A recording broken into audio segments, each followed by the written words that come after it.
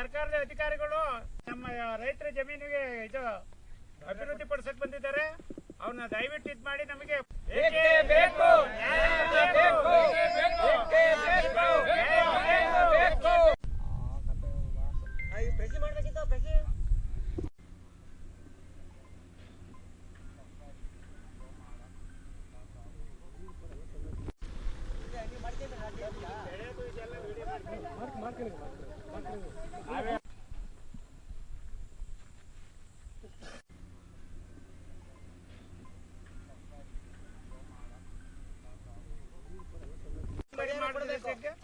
ನಮ್ಗೆ ಅವರಲ್ಲಿ ಮನವಿ ಮಾಡ್ತಾ ಇದ್ವಿ.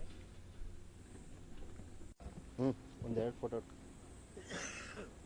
ಸೀನಣ್ಣಂಗೆ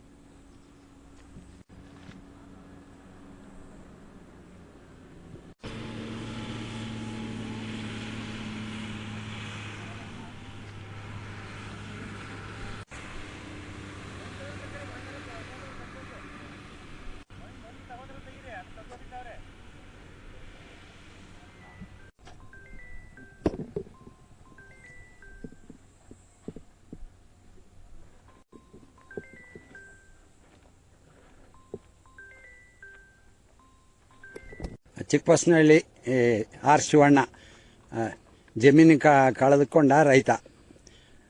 ನಮ್ಮ ಜಮೀನನ್ನು 1991-92ರಲ್ಲಿ ಅಲ್ಪಮತ ಕೊಟ್ಟು ಅಕ್ವರಿ ಸ್ವಾಧೀನಪಡಿಸಿಕೊಂಡಿದ್ರು. ಆದರೂ ಆಗಿಂದ ಈಲಾಗತ್ತಿಗೂ ನಾವು ಬೆಳೆ ಬೆಳೀತಾ ಇದ್ವಿ. ಮತ್ತು ಮಾನ್ಯ ಉಚ್ಚ ನ್ಯಾಯಾಲಯದಲ್ಲಿ ನಮ್ಮ ಕೇಸು ಇದೆ. ಅದು ನಮಗೆ ಎರಡು ಸಲ ಪರವಾಗಿ ನಮಗೆ ಅನುಕೂಲ ಮಾಡಿಕೊಟ್ರು. 6 ತಿಂಗಳೊಳಗೆ ನಿಮ್ಮ ಜಮೀನು ಬಿಡಿಸ್ಕೊಳ್ಳಿ ಅಂತ ಆದೇಶ ಆಗಿತ್ತು. ಆದರೆ KBD ಅವರು ಬಿಟ್ಕೊಡಲ್ಲ. ಮತ್ತೆ 3 ತಿಂಗಳೊಳಗೆ ಜಮೀನನ್ನ ಬಿಡಿಸ್ಕೊಳ್ಳಿ ಅಂತ ಆದೇಶ ಮಾಡಿದ್ರು, ಮತ್ತು ಬಿಟ್ಕೊಡಲ್ಲ.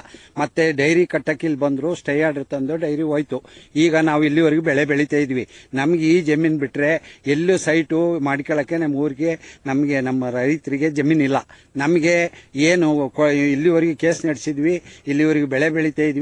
ನಮಗೆ ಒಂದು 10 ಎಕರೆ ಜಮೀನು ಒಂದು ಸೈಡು ನಮ್ಮ ಊರಿಗೆ ಗ್ರಾಮಸ್ಥರಿಗೆ ಜಮೀನು ಕಳ್ಕೊಂಡವ್ರಿಗೆ ಕೊಟ್ಬಿಟ್ಟು ಅವ್ರ ಕೈಗಾರಿಕೆ ಅಭಿವೃದ್ಧಿ ಮಾಡ್ಕೊಳ್ಳಿ, ರೋಡು ಫ್ಯಾಕ್ಟ್ರಿ ಏನು ಬೇಕಾದ್ರೂ ಮಾಡ್ಕೊಳ್ಳಿ.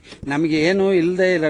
ಇಲ್ಲಿವರೆಗೂ ಕೋರ್ಟ್ ಆದೇಶ ಮಾಡಿದ್ರು, ಇವರು ಏನು ಗಮನ ತಗೊಂಡಿಲ್ಲ. ಏನು ಪರಿಹಾರನೂ ಕೊಡ್ತಾ ಇಲ್ಲ, ಜಮೀನು ಕೊಡ್ತಾ ಇಲ್ಲ. ಆದ್ರಿಂದ ನಮ್ದು ಕೋರಿಕೆ ಇಷ್ಟೇ, ನಮಗೆ ಏನು ಕೊಡಬೇಕೋ ಕೊಟ್ಬಿಟ್ಟು ಇವ್ರು ಮಾಡ್ಕೊಳ್ಳಿ. ಇವತ್ತು ಬಂದು ಏಕಾಏಕಿ ಇಲ್ಲಿ ರೋಡ್ ಅಭಿವೃದ್ಧಿ ಮಾಡಿ ಮತ್ತೆ ಕೈಗಾರಿಕೆಗಳಿಗೆ ಜಮೀನ ಅಳತೆ ಮಾಡಿ ಕೊಡಕ್ಕೆ ಪ್ಲಾನ್ ಮಾಡ್ಕೊಂಡು ಮಾಡ್ತಾ ಇದ್ದಾರೆ.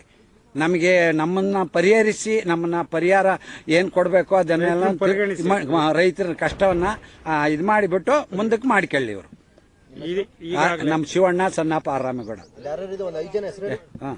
ಶ್ರೀನಿವಾಸ ಸೊಂಬೇಗೌಡ. ನೀವೇ ಹೇಳಿ 5 ಜನದ ಹೆಸರು. ಶ್ರೀನಿವಾಸ್, ಸಣ್ಣಪ್ಪ ಲೇಟು ಸಂಬೇಗೌಡ, ಹರೀಶ್, ಸಣ್ಣಪ್ಪ ನಂಜೇಗೌಡ,